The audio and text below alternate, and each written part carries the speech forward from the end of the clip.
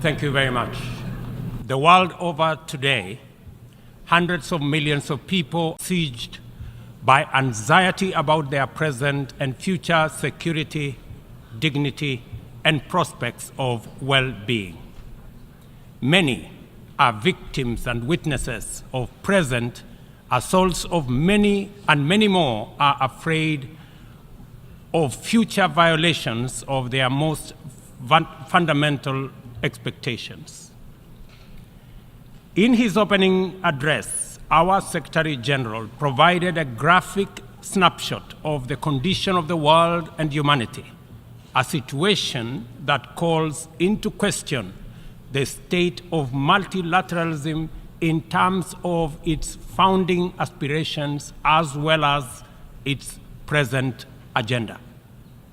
The poverty, fear, suffering, and humanitarian distress haunting the victims of conflict, drought, famine, flooding, wildfires, cyclones, deadly disease outbreaks, and other disasters are the outcomes of sustained violation of the most essential principles and the systemic neglect of humanity's dearest values, which lie at the very foundation of the UN Charter. The failure of peace and security systems, inadequate development, and limited climate action amidst technological advancement and enormous wealth has left us in a state of paralysis, enduring one of the darkest periods of human existence. We may all agree, without any fear of contradiction, that the world is headed in a most undesirable direction. It is moments like this that the affirmative spirit of multilateralism, international collective action, and global solidarity is most needed and should be attained. This is not the occasion for any member of the United Nations to escape when they should be rising to the challenge of the moment.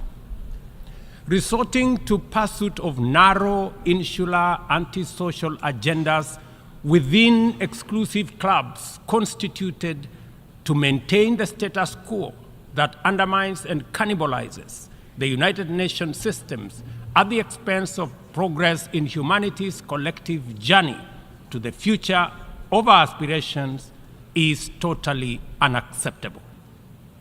The existence of this inimical clique of geopolitical formations defies the fundamental values and principles of the UN system, and its operations have led to alienation, mistrust, insecurity, and exclusion of and among peoples, nations, regions, and continents.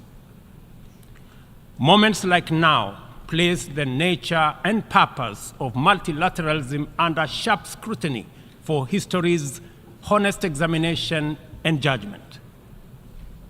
If any confirmation was ever needed that the United Nations Security Council is dysfunctional, undemocratic, non-inclusive, unrepresentative, and therefore incapable of delivering meaningful progress in our world as presently constituted, the rampant impunity of its actors on global scene settles that matter. The environment of pervasive mistrust between the global north versus the global south, developed versus developing, rich versus poor, polluters versus victims, and net emitters versus net victims, which complicate and frustrates multilateralism, is the inevitable result of promises not kept, commitments not actualized, resolutions not honored, and principles not observed. Multilateralism has been failed by abuse of trust, negligence, and impunity. A year ago, I stood in this assembly hall to call upon the global community to transform the UN system in order to achieve a consensus-driven, rules-based multilateral system which works for the people of the world in their diversity. It is time for multilateralism to reflect the voice of the farmers, represent the hopes of villagers, champion the aspirations of pastoralists, defend the rights of fisherfolk, express the dreams of traders, respect the wishes of workers, and indeed protect the welfare of all peoples of the world. In the face of the most urgent crisis of our time, it is now clear that the international community has fallen seriously behind in meeting its targets in both climate action and the implementation of the Sustainable Development Goals, as well as their underlying enabler, peace and security.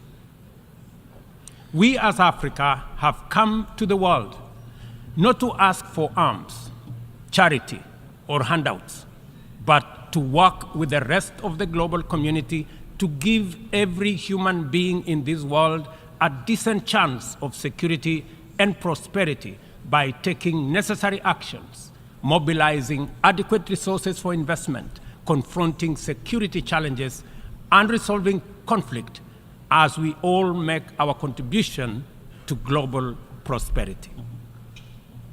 Kenya is proud of the contribution it continues to make in its tireless endeavor to support peacemaking, conflict prevention, peacekeeping, peace building, and other interventions undertaken across different regions. All across Africa, there is progress in efforts to resolve conflict and restore peace and stability, while at the same time, we are witnessing setbacks to democratic consolidation in the form of unconstitutional changes to governments. Kenya remains committed, determined, and indefatigable in its contribution to unity, peace, security, stability, and prosperity. Often, we have made encouraging progress. For example, on 5th December 2022, the Juba Peace Agreement ushering in a 2-year transition was signed by the parties to the conflict in Sudan. A day after, the Inter-Congolese Dialogue on EAC-led process and concluded its 3rd session in Nairobi. The following day, the government of Somalia and Somaliland agreed to resume reconciliation. We are also proud of the progress made in stabilizing Eastern DRC as a result of the EAC regional force setting the DRC on the path to sustainable peace and stability. In Ethiopia, the guns have gone silent following the Pretoria and Nairobi agreements, while in South Sudan, the parties have committed to explore ways to resume and conclude the stalled peace process and to hold elections. Our proactive commitment to peace, which is not limited to our continent, inspired us to dispatch the African Peace Delegation consisting of 6 African heads of state to Moscow and Kiev with a 10-point peace plan, beginning with efforts to initiate a mediation process to resolve the conflict between Russia and Ukraine. Although the delegation encountered significant challenges in their mission, we remain very proud that they showed up. The hunger for peace and security in Africa is evident, and this bodes well for the prospects of attaining the Africa Union's Agenda 2063 and global peace. Kenya stands in solidarity with all humanity without regard to region, border, or hemisphere. This is why and how we see the people of the Republic of Haiti, who are suffering immensely from the bitter legacy of slavery, colonialism, sabotage, and neglect. As a nation which was forced to wage a painful struggle for our own independence and sovereignty, Kenya empathizes very deeply with the humiliation of a proud people in Haiti and the price they have had to pay for their hunger for liberty and the sorrow they have endured for their thirst for freedom. Haiti is the ultimate test of international solidarity and collective action. The international community has failed this test so far and thus let down our people very, very badly. Haiti deserves better from the world. The cry of our brothers and sisters who were the first people to win their struggle for freedom from colonial tyranny has reached our ears and touched our hearts. Doing nothing in the face of the historic isolation, neglect, and betrayal of the people of Haiti is out of question. Inaction is no longer an option. As we mobilize to show up for Ukraine and countries that have experienced the devastating impact of climate shocks, including Libya, Morocco, and Hawaii, we must not leave Haiti behind. We must commit to show up in the spirit of solidarity to support our people regain their political and socio-economic footing by reinforcing the underlying enabler that is security. Kenya is ready to play its part in full and join with a coalition of other nations of goodwill, and there are many, as a great friend and true sibling of Haiti. We urge the United Nations to urgently deliver an appropriate framework to facilitate the deployment of multinational security support as part of a holistic response to Haiti's challenges. We call on the Security Council to contribute positively by approving a resolution under Chapter 7 that tailors the security support mission to the specific needs of Haiti and its people.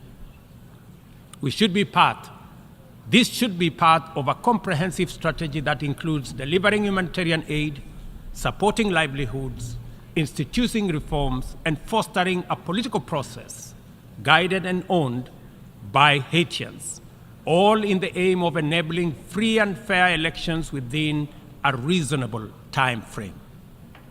We are encouraged by many countries which have already stepped forward to take part in this solidarity. We must recognize that stability, peace, and security form the foundation on which the pursuit and realization of sustainable development and climate action stands.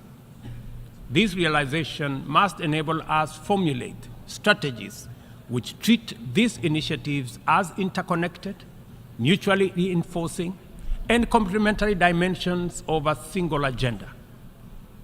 The tragic spectacle of young people from Africa boarding rickety contraptions to gamble their lives away on dangerous voyages in pursuit of opportunities abroad, either as conflict, climate, or economic refugees, is a statement of the failure of the global economic system.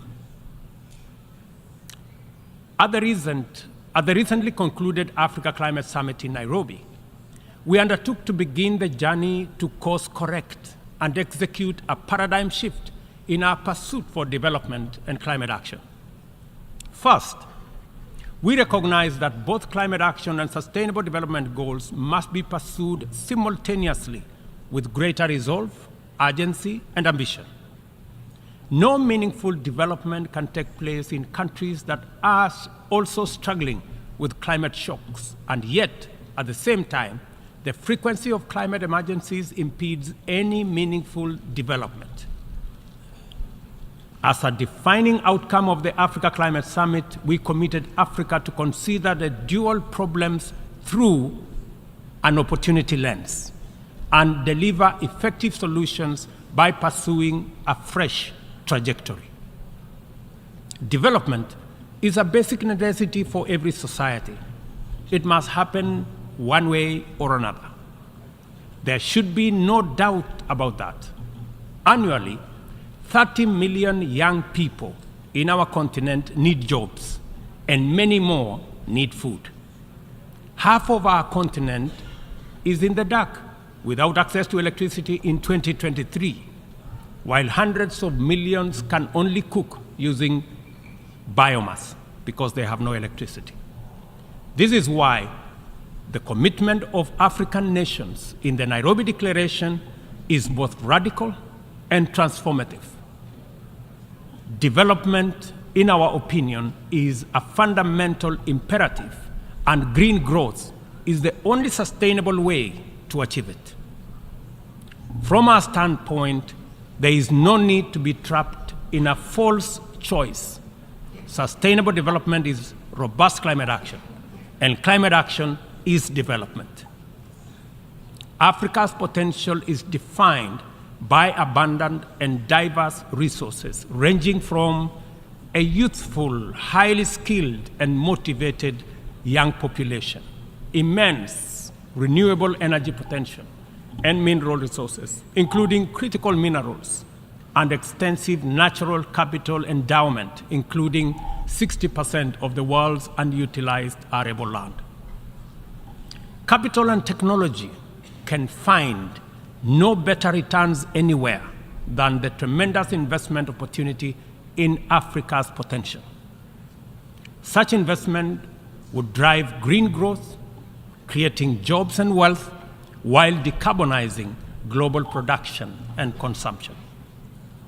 Further, the investments would also connect over 600 people to clean electricity, provide clean cooking to about 1 billion people, finance green manufacturing, including e-mobility, transform African agriculture and food systems, including the manufacture of green fertilizer, process vast tonnage of steel, aluminum, and lithium required by new green industries, and enable our young people find the livelihoods they desire at home, and reverse the tide of migration in the opposite direction.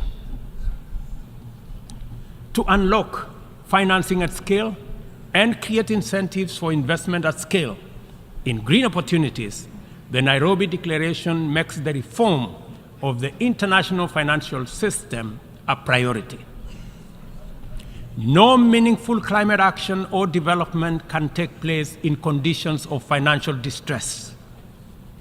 According to IMF data, as of last month, 10 low-income countries were already in debt distress, and 52 are at high or moderate risk of falling into debt distress.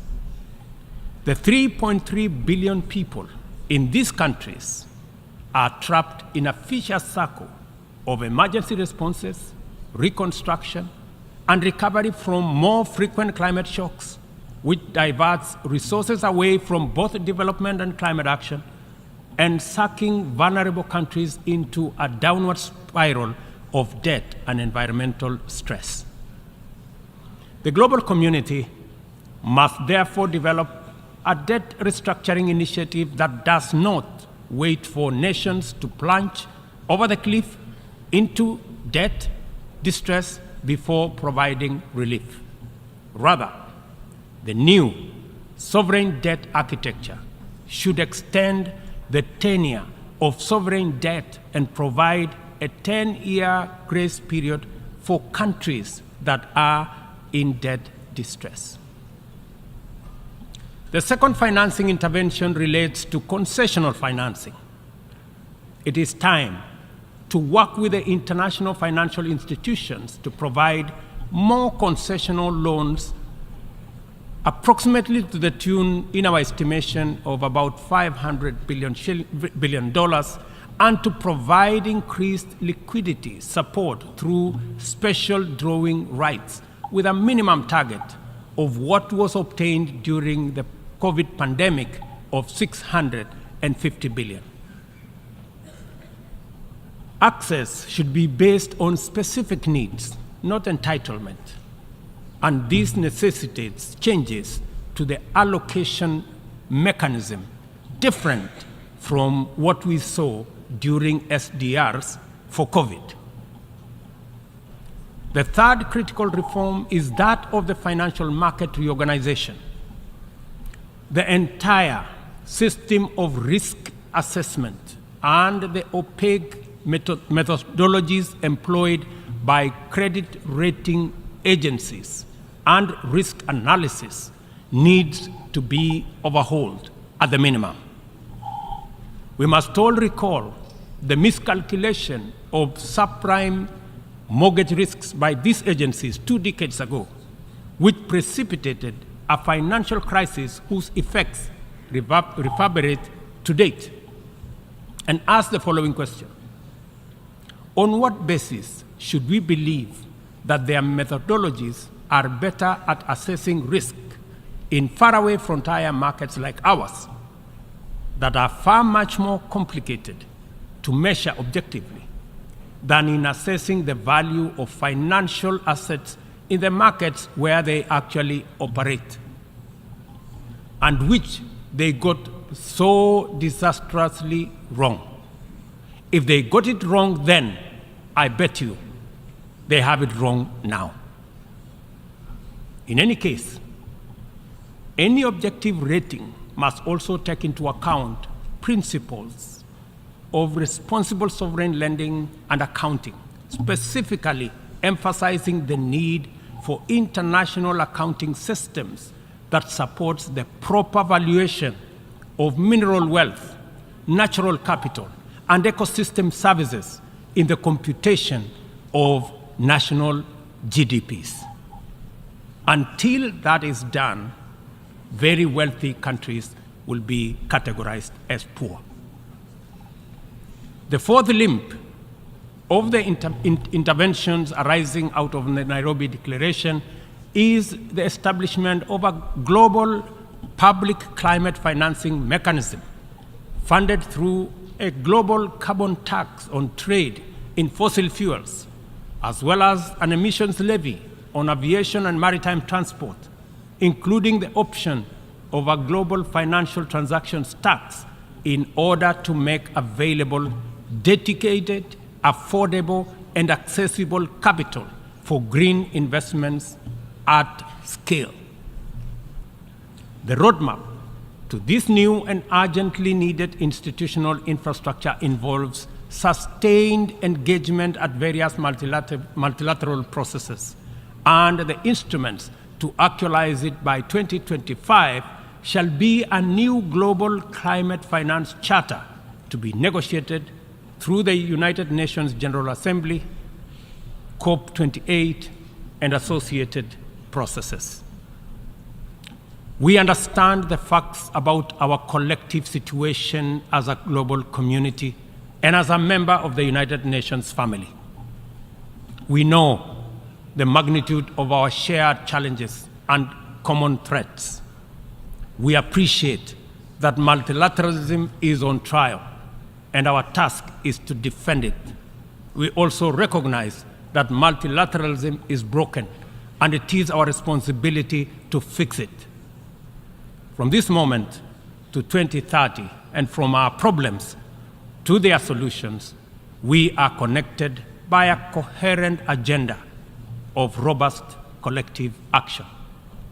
We must therefore muster the courage and will to stand together in solidarity and act, to right past wrongs, solve present problems, and secure our collective future, to protect and empower all people and support our friends in need, to restore broken trust, raise hopes high, and keep faith strong, and finally, to pursue, achieve, and sustain positive change in order to make billions of cherished dreams come true.